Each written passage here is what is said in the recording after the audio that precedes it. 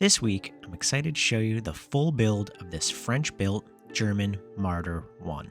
In the last video, I painted up the kit's 2 soldiers and an officer from Alpine. The build was pretty standard, as it was mostly built out of the box. It's a Tamiya kit after all, so it went together just fine, even with the tractor portion of this tank hunter in multiple pieces to be assembled.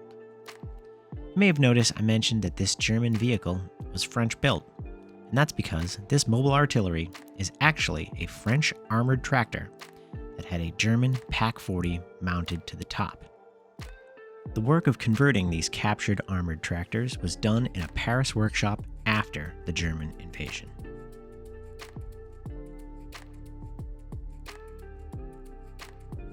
The one problem I did encounter, however, was ejector pin marks. They're pretty much scattered all over the lower hull portion of the tank, as well as the interior of the armored plating. Under the running gear, the pin marks will be covered by the road wheels and suspension, not to mention a little mud and dust. But on the armored plates, they will be clearly visible and have to be sanded and covered with Tamiya putty and thin cement. And this is pretty standard to how we do this on all our other armored models. It won't look out of place, plus some of the rust effects will look just fine with this texture on it. It's just a matter of thinning it down enough so it doesn't cause clumps and making sure you don't erase any of the other detail that's already molded into the part. Did the same thing for the interior of the lower fighting compartment as well to make sure it was all cohesive. Since this interior is going to have quite an intricate paint job, I decided to tape on the sides so I could continue the rest of the build.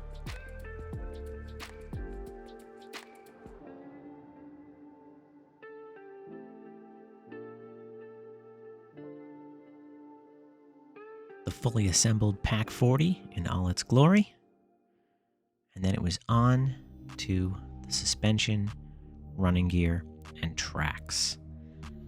Now, this kit, like past Tamiya kits I've built, has the tracks integrated into the suspension in long pieces, and it usually makes it kind of hard to remove. But I built them separately so I can take them on and off for easy painting. And that was the build complete. After disassembling and quickly priming the model, I started the first layer of our base coat, which is a cross between red oxide primer and rust. I'm going to be using the hairspray chipping method on this tank, but I don't want it to be a completely rusted out mess. So I decided to spray the areas of each panel that I didn't want covered in dark red chips with the base color of the tank. This is going to do a few things. Keep the areas we don't want rusty clean, provide a nice paint variation in the center of every panel that will make for some cool visual interest, and finally, it will keep the rust chips from becoming uncontrollable, which is the major frustration with the hairspray technique.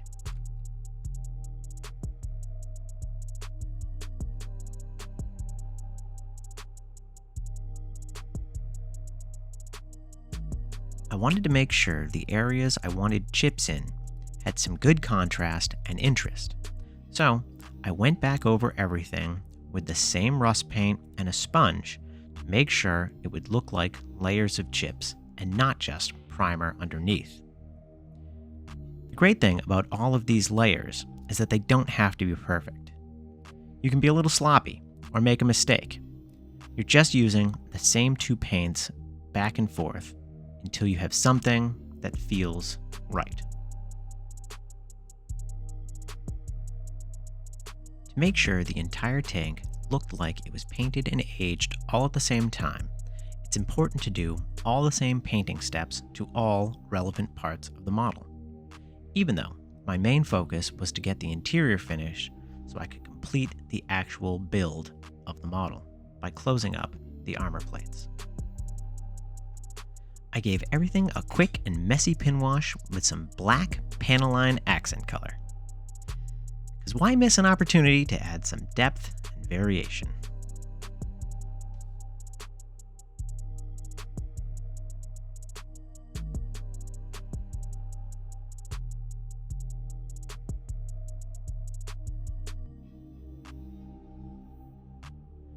With the under base coat finally completed, I sealed everything in with some satin varnish. Then, I could soak it all with 2 coats of hairspray.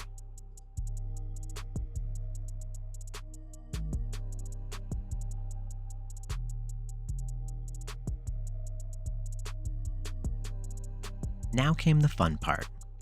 On low pressure and very thinned dark yellow paint, I sprayed over all the interior panels in a streaking pattern. This is going to mimic normal wear and tear from the crew and the elements. I would imagine this area would have been pretty banged up after even only a short time in the field, exposed to the elements and the crew, their gear, and shell casings hitting almost every surface.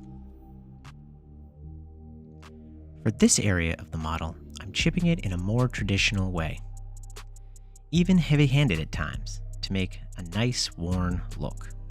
The floors and other flat surfaces would get the brunt of the wear, while the sides of the armor plate would have more streaks and chips around the protruding elements and at the top where the canvas would be attached.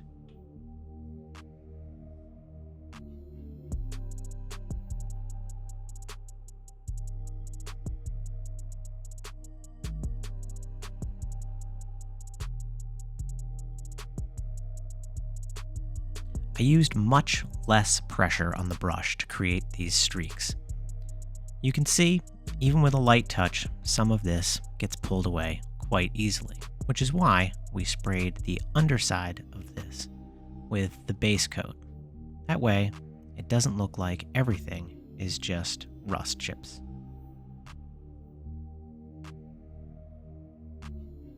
Next, I wanted to turn my attention to the big gun. The Pak 40 was weathered with the same chips, focused around the most crew interaction, such as levers and adjustment wheels. For the breech and the recoil carriage, I polished the steel with graphite from various pencils.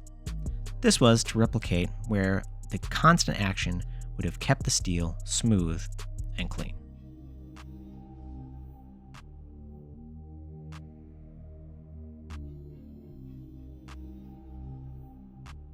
The kit's radio, like most radios that come with kits, was a little underwhelming in the details department.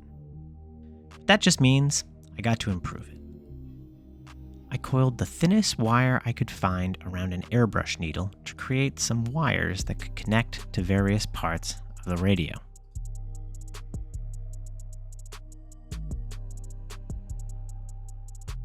I painted all the details that were provided, including knobs and one of the sections where a dial shows a little red mark for some reason or another. I glued in the wires with super glue. I thought it brought it much more character and life. I'm going to be weathering the bulk of the tank in the next video, but since we're closing in the interior part of this now, I wanted to make sure that most of the weathering was already done before I sealed it up, especially parts like this, where I needed to use broad brush strokes to create the effects I was looking for. Painting a model like this with an open top definitely reminds me of some aircraft modeling, where you have to do the cockpit first, and then kind of finish the model and get back into painting later. It's just as important in this case to use the same paints and processes so that when you finish the exterior, the interior doesn't look out of place. So if you have to, write down the paint you used and the steps you took to get there, so you're not frustrated later. I used MIG's Old Rust Wash as the final step to blend everything together. and I decided that that was the perfect look I was hoping to achieve. I have to say, I am pretty happy with how this came out. I used the same process on the gun shield, starting with streaking grime, later wiping it away in downward fashion to simulate streaks. The last thing I did before buttoning up the armored panels was to paint every bolt, rivet, and exposed bit with a highlight of the base color.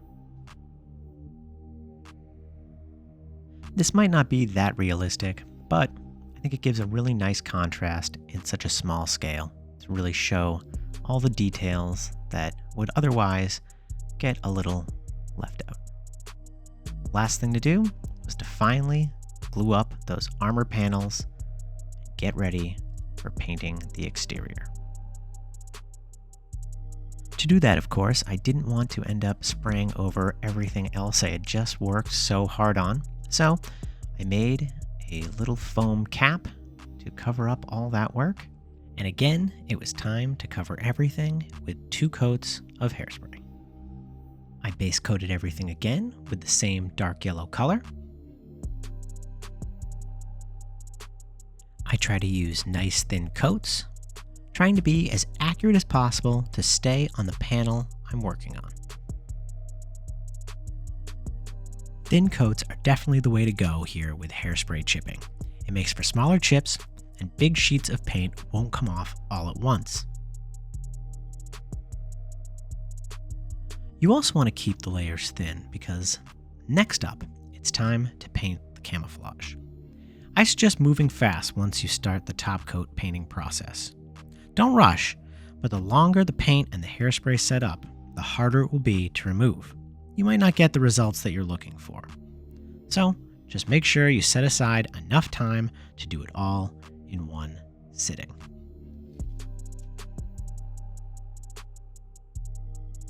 You can see I sketch out the camouflage on a very low setting with nice thin paint, and I go over it again and again to build up the pigment I need.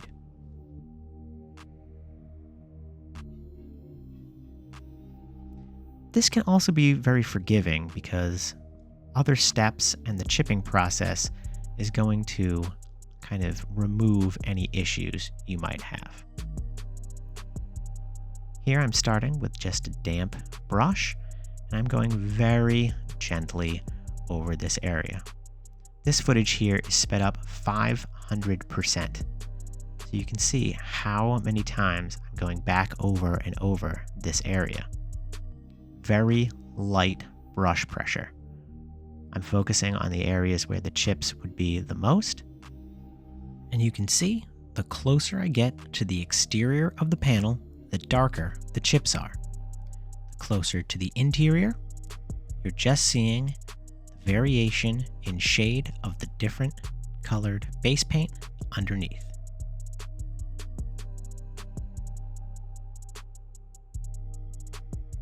Once it came time to chip the lower hull, I really laid the pressure on the brush. You can see I didn't shade the panel underneath since I knew dust and mud effects will eventually cover most of this work, and anything you do see, I want to have nice contrast. I applied the decals in the traditional fashion with some microsol to set them in place. After that, it was on to the final chipping stage.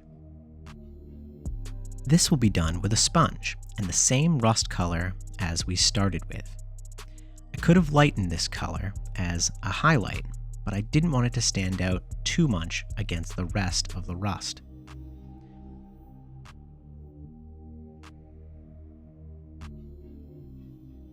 The rivets, however, I felt could be highlighted, since everything is about to be toned down with streaking grime. As I say that, we are going to be weathering this tank in the next video, but I felt like the base coat of this tank should have been left in this stage.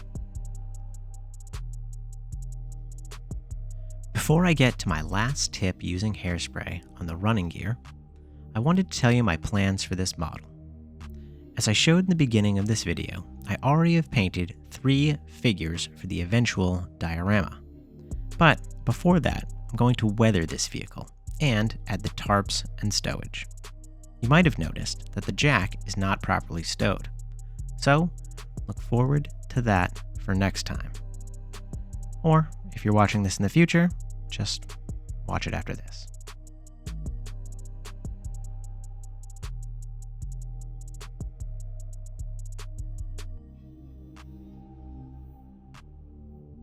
I applied the streaking grime just as I did with the interior. You could also use oils for this if you have the time. And of course, the final step is finishing off all the chips with a rust wash. So you can see with this technique, you can achieve more than just an over-chipped, rusted out hull. With hairspray or chipping fluid, you can also achieve more subtle chips. But there's one last tip that can make your life much easier. Before I sprayed the running gear, I also applied 2 coats of hairspray. Obviously, this is because the wheels need chipping, but you can also remove all of the overspray from the road wheels. This is a huge time saver, and after dust and mud, any variation will look completely natural. The last step was to chip the running gear and give everything a streaking grime pin wash. There aren't any flat surfaces for streaks, but using the same wash keeps every part of the vehicle cohesive. After that, I hit all the steel parts that make contact with the tracks or other parts of the running gear with graphite, and then I called it done. If you have made it this far, please know that I truly appreciate it. If you've enjoyed what you saw, please consider leaving a like and subscribe for more content. See ya.